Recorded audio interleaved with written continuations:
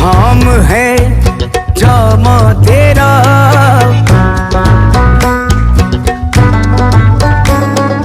कुरआन इमामा है तेरा,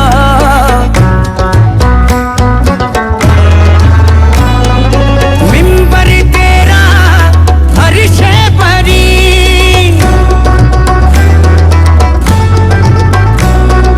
या रहमतुल लिल आलमीन, तू कुजा मन कुजा,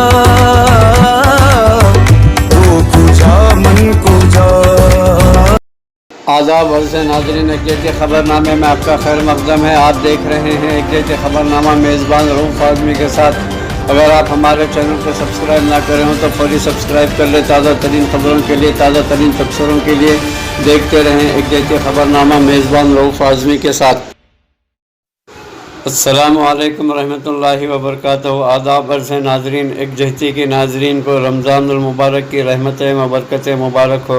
नाज़रीन, आइए हम जानते हैं रमज़ानुल मुबारक की हकीकत। रमज़ानुल मुबारक का इस्तक़बाल कैसे करें।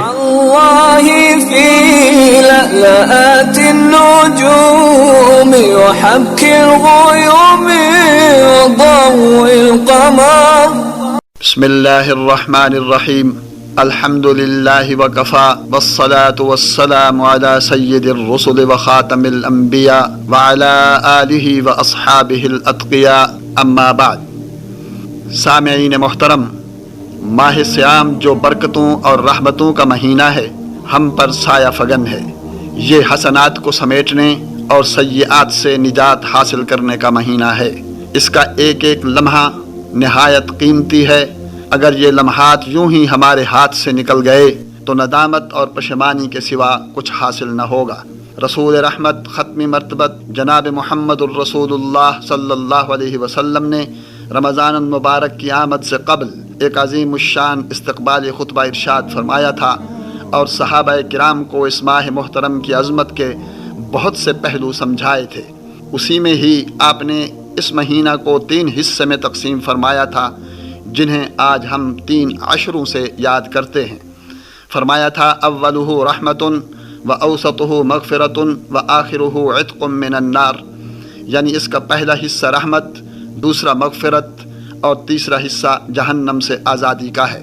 यहाँ ये बात मलहूज़ ख़ातिर रहनी चाहिए कि रहमत, मग़फ़िरत और इत्क़ मिनन नार का ये तनव्वु दरअसल उम्मत मुस्लिमा की तशवीक़ और तरग़ीब के लिए है कि वो हर हिस्सा के लिए एक नए जज्बे, नए वलवले, नए शौक़ और नई हिम्मत से आगे बढ़े और माए मोहतरम की हर घड़ी को अपनी दुनिया को बेहतर बनाने और अपनी आखरत को संवारने के लिए बेश बहा गनीमत जाने।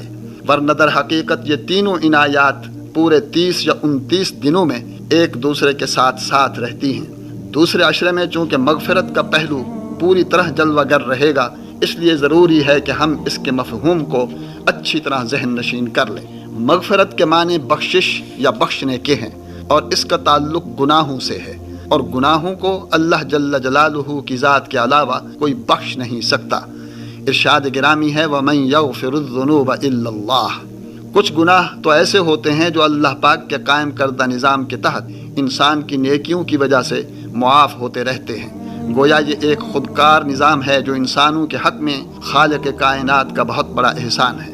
मगर अक्सर गुनाह ऐसे भी होते हैं जिनके लिए बाकायदा तौर पर अल्लाह पाक से दरगुज़र करने और माफ़ी की दरख्वास्त की जाती है। इस दरख्वास्त को इस्तिग़फ़ार कहा जाता है। इस्तिग़फ़ार यानी बख्शिश तलब करना बंदे का काम है, और मग़फ़िरत यानी बंदे की पर्दा पोशी या मुआफ़ करना अल्लाह की सिफ़त है। रसूलुल्लाह सल्लल्लाहु अलैहि वसल्लम ने अपने उम्मती को इस अशरा में अल्लाह पाक की तरफ से मग़फ़िरत के पैगाम को इस तरह पहुँचाया है कि वो पूरी तरह मुस्तैद होकर अपने गुनाहों से इस्तिग़फ़ार करे, इसलिए कि उसकी सिफ़त गफ़्फ़ार और गफ़ूर है, और ये दोनों मुबालग़े के सिगे हैं। गफ़्फ़ार वो ज़ात है जो बार बार बख्शती है, और गफ़ूर वो है जो नहायत खूबी और कमाल से भरपूर तरीके से बख्श देती है। इमाम बुखारी रहमतुल्लाह अलैह ने हज़रत अबू हुरैरा रज़ियल्लाहु अन्हु के हवाले से ये इरशाद नबवी नकल किया है कि हर रात को अल्लाह रब्बुल इज़्ज़त आसमान दुनिया पर नुज़ूल इजलाल फरमाता है, और दीगर एलानात के साथ یہ اعلان بھی فرماتا ہے کہ وَمَن يَسْتَغْفِرُنِي فَأَغْفِرَ لَهُ، کوئی ہے جو مجھ سے اپنے گناہوں کی بخشش مانگے اور میں اس کے گناہ بخش دوں۔ امام ابو داود اور امام احمد بن حنبل نے حضرت ابن عباس رضی اللہ عنہما کے حوالہ سے استغفار کے بارے میں رسول اللہ صلی اللہ علیہ وسلم کا ایک بہت ہی خوبصورت ارشاد نقل فرمایا ہے۔ آپ نے فرمایا، جو شخص مسلسل استغفار کرتا رہتا ہے اللہ تعالیٰ اسے 3 انعامات سے نوازتا ہے۔ ایک یہ کہ ہر تنگی اور مشکل سے نکلنے کی راہ پیدا کر دیتا ہے، دوسرے یہ کہ ہر غم اور فکر سے اسے نجات عطا فرما دیتا ہے، اور تیسرے یہ کہ اسے وہاں سے رزق مہیا فرماتا ہے جہاں اس کا گمان ہی نہیں ہوتا۔ استغفار کے کئی الفاظ احادیث مبارکہ میں موجود ہیں، سب سے مشہور اور اہم یہ الفاظ ہیں: استغفر اللہ الذی لا الہ الا هو الحی القیوم واتوب الیہ۔ عشرہ مغفرت کی مناسبت سے یہ کلمات ورد زبان اور حرز جان ہونا چاہیے۔ ایک حدیث قدسی میں جسے امام ترمذی نے اپنی سنن میں نقل کیا ہے، مغفرت اور بخشش کی جلوہ گری کو یوں بیان فرمایا گیا ہے: اے آدم کے بیٹے، جب تک تو مجھ سے دعا مانگتا رہے گا اور مجھ سے امید رکھتا رہے گا میں تیرے سارے گناہ معاف کر دوں گا اور مجھے کوئی پرواہ نہیں۔ اے آدم کے بیٹے، اگر تیرے گناہ آسمان کی بلندیوں کو چھو جائیں پھر تو مجھ سے بخشش طلب کرے تو میں بخش دوں گا اور مجھے کوئی پرواہ نہیں۔ اور اے آدم کے بیٹے، اگر تو مجھ سے زمین بھر گناہوں کے ساتھ ملے مگر اس حال میں ملے کہ تو میرے ساتھ کسی کو شریک نہ ٹھہراتا ہو تو میں زمین بھر بخشش سے تجھے ملوں گا۔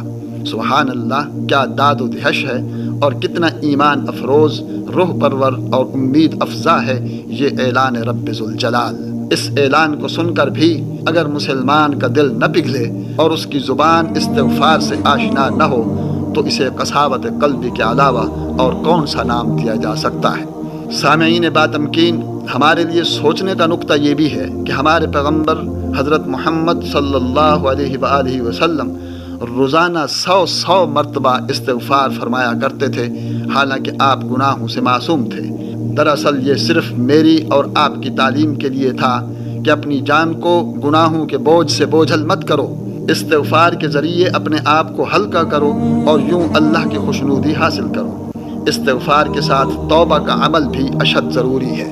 قرآن و حدیث کے مطالعہ سے یہ حقیقت پوری طرح کھل کر سامنے آتی ہے کہ استغفار اور توبہ کا عمل بشرطے کہ پورے خلوص سے ہو اللہ کے غیبی نظام کو حرکت ملا کر انسان کے دکھوں کا ازالہ کرتا ہے۔ گو کہ یہ عمل زمین پر ہو رہا ہوتا ہے مگر اس کی رسائی آسمان کی بلندیوں تک ہوتی ہے۔ انبیاء علیہم السلام نے پوری قوت سے اپنی اپنی امتوں سے توبہ اور استغفار کا مطالبہ کیا اور تاریخ شاہد ہے کہ اس عمل سے بڑی بڑی مصیبتیں ٹل گئیں۔ ارشاد گرامی ہے: ظہر الفساد فی البر والبحر بما کسبت ایدی الناس۔ یہ تشخیص خود رب ارض و سما کی ہے اور یہ تجویز بھی اسی کی ہے کہ استغفروا ربکم انہ کان غفارا یرسل السماء علیکم مدرارا ویمددکم باموال وبنین ویجعل لکم جنات ویجعل لکم انہارا۔ اس لیے پورے درد دل سے میں اپنے آپ سے اور اپنے سامعین سے یہ کہوں گا کہ آج ہمیں ظاہری اسباب کے ساتھ ساتھ انفرادی اور اجتماعی سطح پر استغفار اور توبہ کی اشد ضرورت ہے۔ یقین کیجئے کہ یہی اور صرف یہی ہمارے دکھوں کا مداوا ہے۔ اللہ تعالی ہم سب کو اپنی حفظ و امان میں رکھے اور صدق دل سے توبہ و استغفار کی توفیق عطا فرمائے کہ یہ عشرہ مغفرت کی خصوصی سوغات ہے۔ آمین۔ وآخر دعوانا ان الحمد للہ رب العالمین۔